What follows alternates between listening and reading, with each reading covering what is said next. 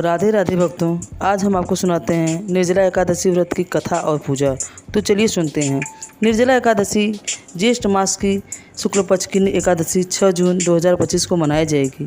यह व्रत बिना जल अन्न के किया जाता है। आइए जानते हैं यह व्रत कथा कैसे होती है और कैसे करना चाहिए। निर्जला एकादशी का हिंदू धर्म में विशेष महत्व है। यह एकादशी सबसे कठिन है और पूर्णदायी एकादशियों में से एक है। इस साल यह एकादशी जून 2025 को मनाई जाएगी। इस दिन भगवान विष्णु की पूजा करने का विधान है। वही इस दिन पूजा करते समय व्रत करना पड़ना जरूरी माना जाता है, वरना पूजा अधूरी मानी जाती है। साथ ही व्रत का फल नहीं मिलता। आइए जानते हैं व्रत कथा के बारे में। विष्णु पुराण के अनुसार भगवान श्री कृष्ण ने 100 पांडवों को एकादशी व्रत का महत्व बताया है। ऐसे में जब श्री कृष्ण पांडवों को ज्येष्ठ मास की कृष्ण पक्ष की एकादशी के फल और महत्व के बारे में बता रहे थे, तो युधिष्ठिर ने कहा, ज्येष्ठ मास की शुक्ल पक्ष की एकादशी का क्या प्रभाव है, इस बारे में बताइए। तब श्री कृष्ण ने कहा कि इस बारे में धर्मों और शास्त्र के ज्ञाता वेद व्यास से सुने।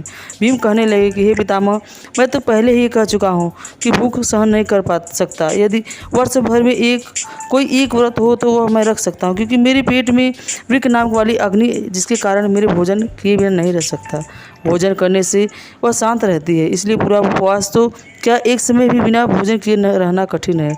अतः आप मुझे कोई ऐसा व्रत बताइए जो वर्ष में केवल एक बार ही करना पड़े और मुझे स्वर्ग की प्राप्ति हो जाए। श्री व्यास जी कहने लगे, हे पुत्र, बड़े बड़े ऋषियों ने बहुत शास्त्र आदि बनाए हैं, जिससे बिना धन के थोड़े परिश्रम से ही स्वर्ग की प्राप्ति हो सकती है। इस प्रकार शास्त्रों में दोनों पक्षों की एकादशी का व्रत मुक्ति के लिए रखा जाता है। वेद व्यास जी ने कहा, हे कुंती नंदन, ज्येष्ठ मास के शुक्ल पक्ष की एकादशी को निर्जला एकादशी कहा जाता है। इस दिन दांत साफ करने के अलावा सूर्योदय तक के एक बूंद भी जल ग्रहण नहीं किया जाता है। व्यास जी की बात सुनकर भीमसेन ने कहा, हे पितामह भ्राता, युधिष्ठिर, माता कुंती, द्रौपदी, अर्जुन, नकुल और सहदेव आदि सब एकादशी का व्रत करने को कहते हैं, परंतु महाराज मैं उनसे कहता हूँ कि भाई मैं भगवान की शक्ति पूजा आदि तो कर सकता हूँ, दान भी दे सकता हूँ, परंतु भोजन के बिना नहीं रह सकता। इस पर व्यास जी कहने लगे, हे भीमसेन, यदि तुम नरक को बुरा और स्वर्ग को अच्छा समझते हो तो प्रतिमास की दोनों एकादशियों का अन्न मत खाया करो।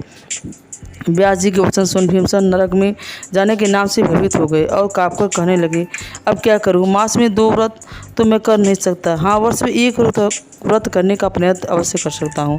अतः वर्ष में 1 दिन व्रत करने से यदि मेरी मृत्यु हो जाए तो ऐसा कोई व्रत बताइए। सुनकर व्यास जी कहने लगे कि वृषभ, मिथुन संक्रांति के बीच ज्येष्ठ मास के शुक्ल पक्ष की जो एकादशी आती है उसका नाम निर्जला है।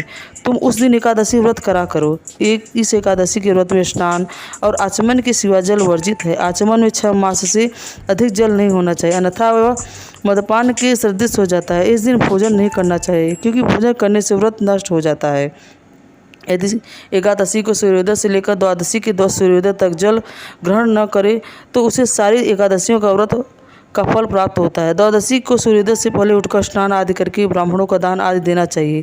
इसके पश्चात भूखे सतपात ब्राह्मणों को भोजन कराकर फिर आप भोजन कर लेना चाहिए।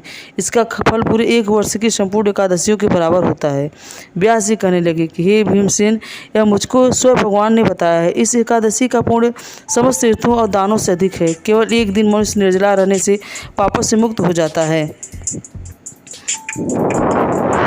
तो भक्तों, आपको यह कथा कैसी लगी? अगर आपको यह कथा अच्छी लगी हो तो हमें कमेंट में बताएं, और हो सके तो हमारे इस कथा के बारे में ज़रूर सुनें और हमें लाइक और सब्सक्राइब करें।